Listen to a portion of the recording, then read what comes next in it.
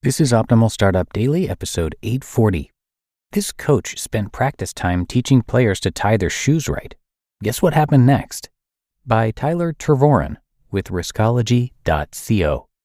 And I'm Dan, I'm your host, and I am here with you every single day of the week, including weekends and holidays. And let's go ahead and dive into our post from Tyler as we optimize your life.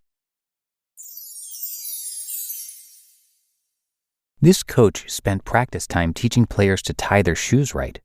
Guess what happened next? By Tyler Tervoren with Riskology.co. During the Great Depression, a boy named John was growing up on a farm in Indiana. Times were tough, but everyone in the family did what they could to help, and Dad raised the boys with a philosophy based on this quote: "Never try to be better than somebody else. Just try to be the best you can be. Never cease trying to be the best you can be. That's in your power. The other isn't." End quote. They worked themselves to exhaustion to make it, but ended up losing the farm to bankruptcy.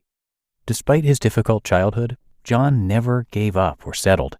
He focused on his studies, he wanted to be a teacher, and took up basketball as a hobby. He did what his dad told him. Be the best you can be, because that's in your power. By the time he graduated from college, he was one of the best basketball players in the country. The Boston Celtics offered him a spot on their team, but he declined. He still wanted to teach. In his first year, he decided to help his school by becoming the coach for every sports team.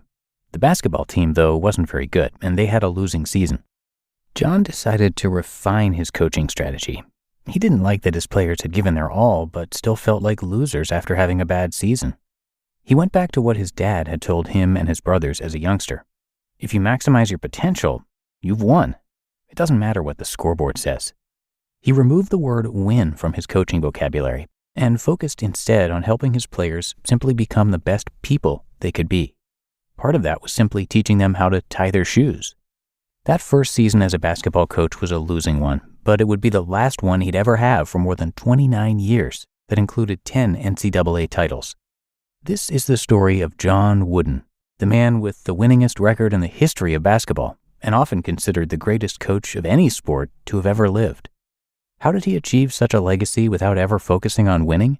And what can you take away from his philosophy to get to the top of your own game? The truth is, he did focus on winning, but his definition was different than you'd expect. The Wooden Legacy: How Tying Your Shoes Right Makes You a Champion. When reporters would ask Wooden what his secret to winning basketball games was, he'd sometimes answer that he just made sure his players' shoes were tied properly. That sounds like a joke, but it was no joke to him. In his later years, after retiring from basketball, Wooden would speak a lot about his time coaching, and while everyone wanted to know how he recruited players or ran drills, those things were never important to him. Wooden never worried about winning basketball games. Instead, he reveled in being a teacher, and his lessons were designed to help his players become the most successful people they could become. His theory was that if he could instill the discipline in his players to be the best they could in school, at home, and in life, he could consider himself successful, and winning basketball games would be a byproduct. So, while he ran drills at practice just like any other coach, he spent just as much time teaching his players how to behave and succeed off the court. He had 3 simple rules every player had to follow. 1. Never be late. This rule taught players to respect their responsibilities. A player who respects their role will take their responsibility seriously. You can't become a champion if you can't even show up to practice on time. 2. You must always be neat and clean. This rule taught players to respect themselves. No matter what you do in life, you cannot consider yourself a success if you don't respect yourself. And 3. No profanity. This rule taught players to control their more base urges. If they could handle themselves in this respect, they'd never put themselves in situations that would create bigger problems for themselves or the team. Wooden's rules were non-negotiable. There's a famous story of a sloppily dressed Bill Walton being kicked off the bus to the airport on the way to an important matchup, and Wooden benched players in the middle of a game if he heard them swear. So it was no joke that Wooden won by teaching his players to tie their shoes properly.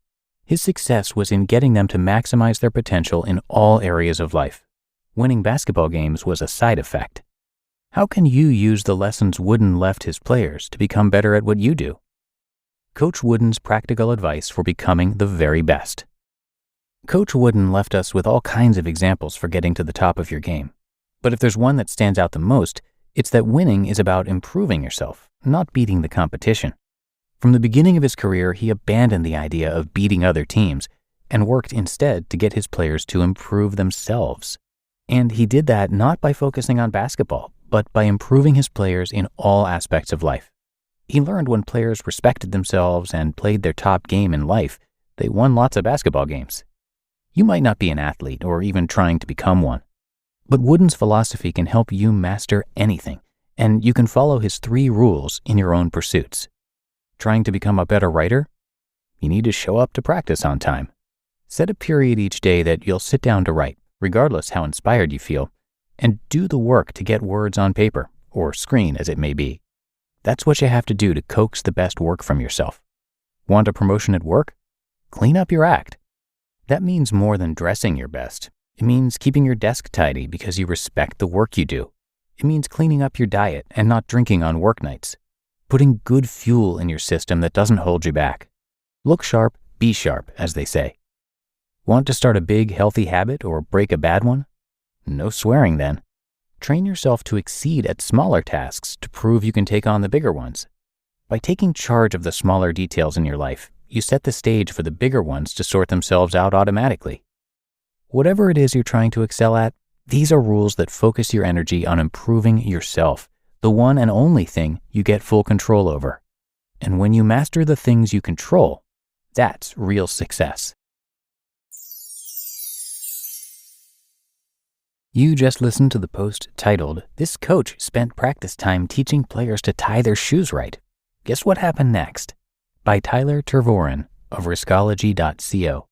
Inflation is running rampant, supply chains are clogged, and the labor market is tight. What does that mean for margins? You might not know. And if you don't know your numbers, you don't know your business. But not every business is in the dark. Over 33,000 businesses know their numbers because they use NetSuite by Oracle, the #1 cloud financial system. NetSuite is the #1 cloud financial system to power your growth. With visibility and control of your financials, inventory, HR, planning, budgeting, and more, NetSuite is everything you need to grow, all in one place. With NetSuite, you can automate your processes and close your books in no time while staying well ahead of your competition. In fact, 93% of surveyed businesses increased their visibility and control after upgrading to NetSuite. For the new year, NetSuite has a new financing program for those ready to upgrade at netsuite.com/startup. Head to netsuite.com/startup for this special one-of-a-kind financing offer on the #1 financial system for growing businesses. netsuite.com/startup. And thank you to Tyler for letting us share content from his website. He is mastering his psychology to become a better leader. Tyler ran a marathon on every continent. He organized 3 world records, and he is an introvert extraordinaire. He's a pretty amazing guy, and you can check out much more of his great content at riskology.co. That's riskology.co. And that's it for another episode of OSD. I thank you so much for listening each and every day. That's, of course, how we can keep this show going for you. So hope you're having a great day, and I'll be back again with you tomorrow, where your optimal life awaits.